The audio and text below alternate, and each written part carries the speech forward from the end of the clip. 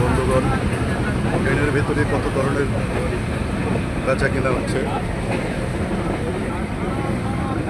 অনেক হকার্স, অনেকেই উঠেছেন। বিভিন্ন হকার্সেরা বিভিন্ন জিনিসপত্র বেচা কেনা করতেছেন। বন্ধুগণ, আপনারা দেখতে পাচ্ছেন খুব সুন্দর একটা পরিবেশ।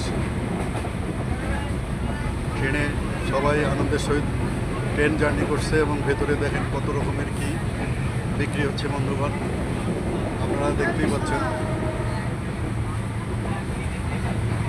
ট্রেন এত আরামের যাত্রাপথে জার্নি, এটা চিন্তাই করা যায় না, ভাবাই যায় না।